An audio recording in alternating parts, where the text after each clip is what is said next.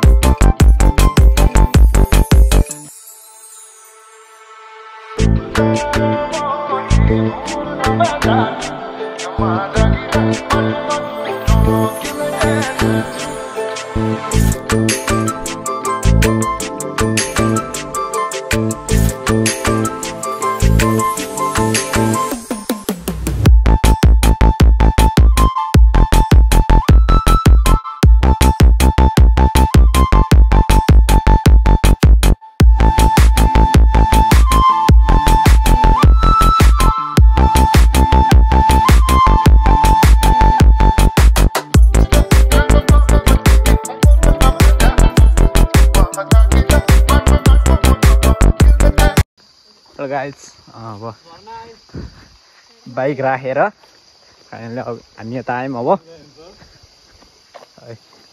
पानी खाने भयो खाम।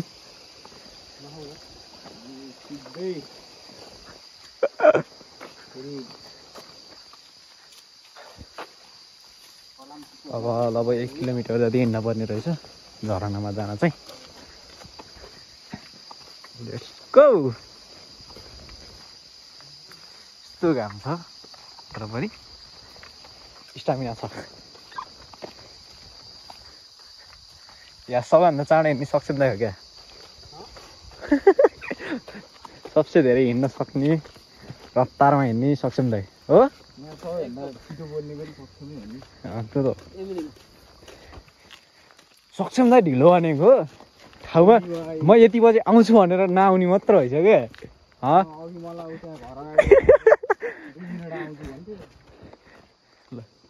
यो चाहिँ राम्रै छ। सुना उहाँको तलको खोला हेर्दाखेरि चाहिँ मलाई आधी खोलाको एकदम याद आइरहेको छ।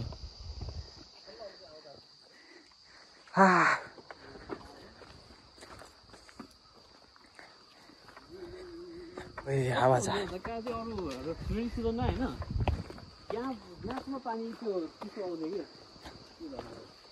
अनि यस्तो समयमा ल्याएर हुन्छ अहिले। पानी परेको बेला बाटो पनि त्यस्तै हुन्थ्यो नि त। अब घर गइन्छ अनि घर गएर आएपछि नयाँ ठाउँ सोचिन्छ। अब ए त्यही हो झर्ना यहाँ देखियो त। ए देखिसकेपछि त्यही झर्ना अरे के अरे। अहिले कसरी हो सिस्टर यहाँ बल्ल बल्ल झर्दै अब जाँदैछौँ भोकै लागिरहेको छ घाम यस्तो छ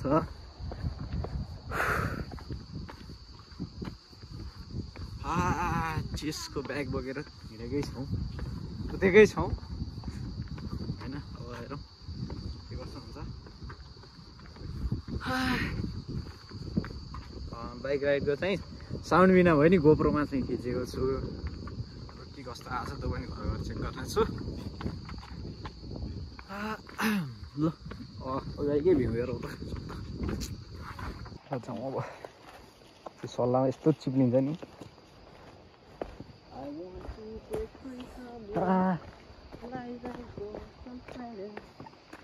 यो भन्दा त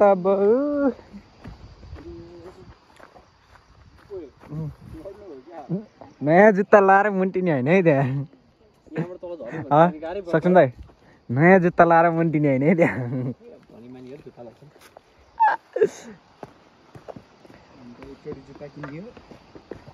हामी पनि त्यही हो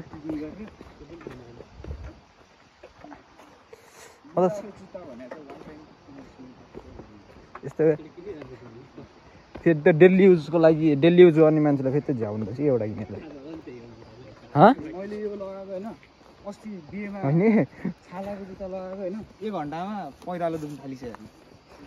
यस्तो हो नि के अरे अफिस गयो डेली एउटै जुत्ता लाएर जाँदाखेरि त अनि अलि ठिक नलाग्ने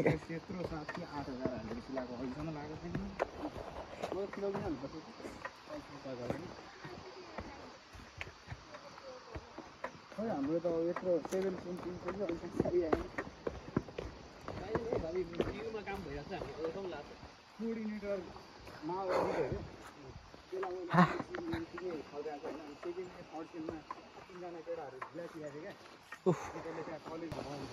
यो ठुलो झरना उत्यो हो एक ओल्लोमा पानी छ यार त्यो पल्लोमा भन्दा त बढी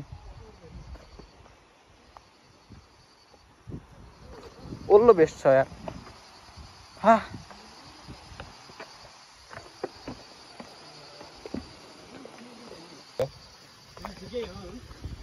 एक्सपेक्टेसन भर्सेस रियालिटी भयो मलाई आज मलाई अहिले चाहिँ त्यो नगरकोट जाँदाखेरि त्यही भएको थियो होइन एक्सपेक्टेसन भर्सेस रियालिटी आज पनि त्यही भयो कि म त भएछ क्या त्यो भयो कि स्विमिङ पुल रहेछ म चाहिँ स्विमिङ गर्न गएँ केटाहरू हेर्नु पानी कस्तो छ यार ए राम योभन्दा त बरु आधी खोलाको तिर धेरै बेस्ट के आधी खोलाको तिर हाल्यो भने कति मजा आउँला बरु यसो पानी डाइभ हानेर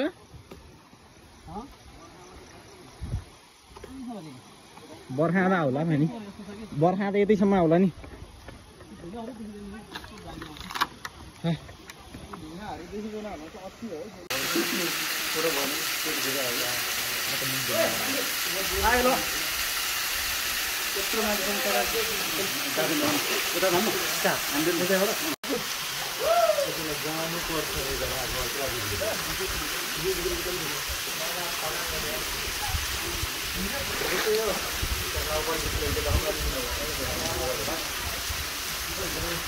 त्यहाँबाट यहाँ ढुङ्गामा यहाँ क्रस गरौँ न खोला